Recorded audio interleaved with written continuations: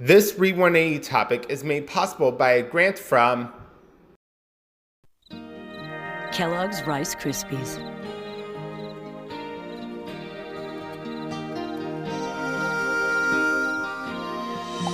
Celebrating the joy of kids growing through interaction. And by the Corporation for Public Broadcasting and the annual financial support of viewers like you. You've probably heard the expression, it's not if you win or lose, it's how you play the game. Well, you're about to meet some amazing athletes who all play the game in very unique ways. They've all found their personal path, what works for them, and they've stuck with it. And speaking of personal path, here's VJ Kirk, who has his very own unique way of looking at the world, and we're all lucky he's here to share it. So Kirk, what do you say today?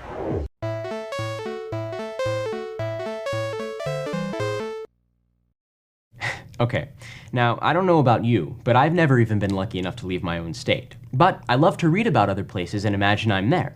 Like, say I'm in Jamaica. Sandy beaches, warm breezes, hot sunshine, and the cool guys in this next video. They're Jamaican athletes who found their personal path and rode it all the way to the Olympics.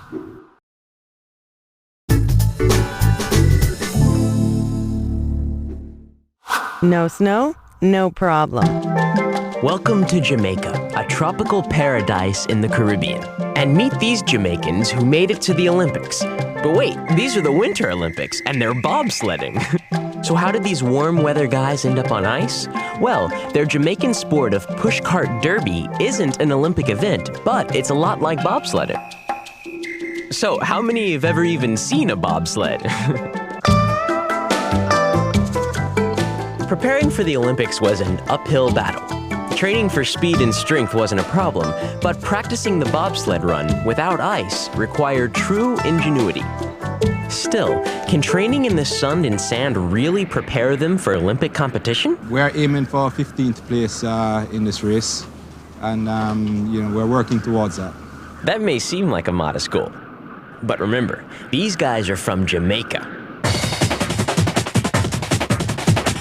And in 1994, in their third Olympics, their perseverance paid off as the team exceeded its goal by placing 14th. Well, we have beaten Norwegian teams, Swedish teams, Japanese, Taipei, Czechoslovakia, Yugoslavia. And it actually snows in those countries. The Jamaican bobsledders may never bring home the gold, but they sure have brought bobsledding into the hearts of Jamaica.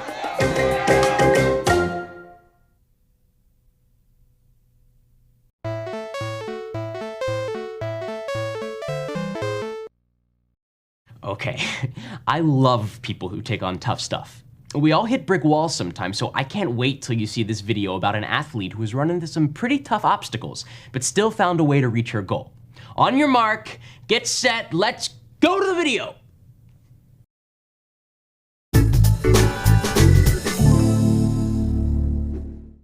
On your mark. Sarah Reinertsen was born with a disability that could have held her back, but just try to stop her. By age 22, she was one of the top amputee runners in the world. I think it was because it was the one sport people told me not to do. Oh, Sarah, why don't you go into art or music, or you write really well? But it was like, no, I'm not going to do that. I want to do a sport. Imagine telling this sweet little girl not to run. Then watch this determined woman win 4 gold medals in her first competition and go on to set 2 world records. She even pioneered her own style. Amputees used to run by hopping on one leg and kicking their artificial leg forward. Sarah popularized the leg over leg method. It looks like regular running, but it takes good coordination and incredible strength. Sarah's strength, inside and out, is the reason this woman's a winner.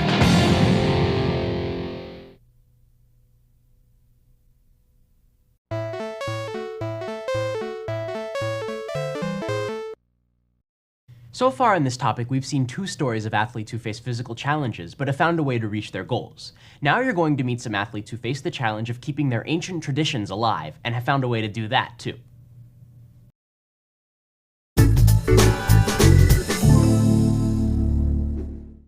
Let the games begin.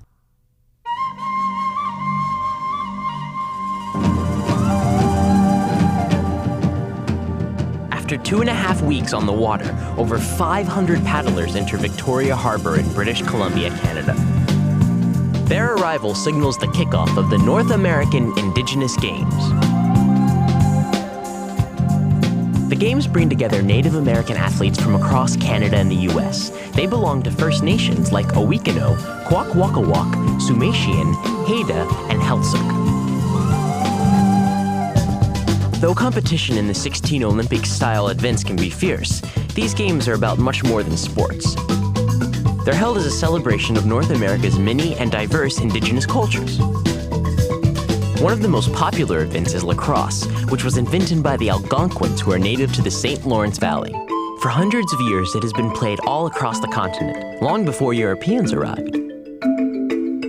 3D archery also has its roots among the indigenous peoples of North America, but in today's competition, the only animals being hunted are made of plastic, complete with targets on their sides. But the athletes who enter the games are eager to compete in all kinds of sports, not only those native to their cultures. Some experience victory through winning medals. But in the celebration of their culture, everyone at the North American Indigenous Games has been honored.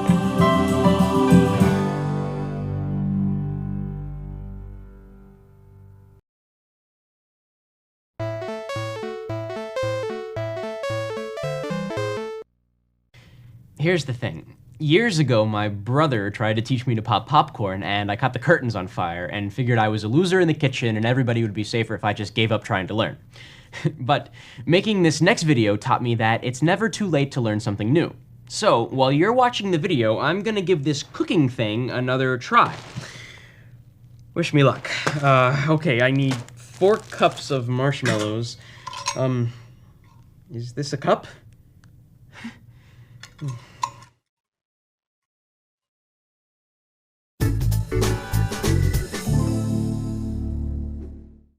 Coop can shoot.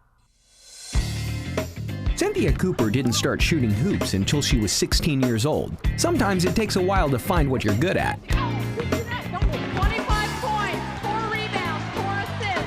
By unanimous vote, the MVP of the 1997 WNBA Championship, Cynthia Cooper. Sure, she liked winning. But more important than that, number 14 for the Houston Comets, Cynthia Cooper, just loved to play ball. I love basketball. I love to teach basketball. I love to be around basketball. I love to play the game. That's why I can still play it at my age. It's just because I love basketball. Her age was way into her 30s, not exactly young for pro sports. But that didn't hold her back. In the WNBA's first year, she led the league in scoring and was among the top 10 in assists, steals, and minutes on the floor. Coop could shoot, and she could rebound, pass, lead, and guard. She was an athlete who was always working on her game. I'm my worst critic. I'm probably tougher on me than anybody is. I make myself come out here, play under the hot sun. And it's all because I want to get better. Hey, awards are nice. Doing commercials is okay, and nothing's wrong with driving a cool car. But for Coop, playing ball is what it was all about. And as for winning, well, it's just what seemed to happen at the end of the game.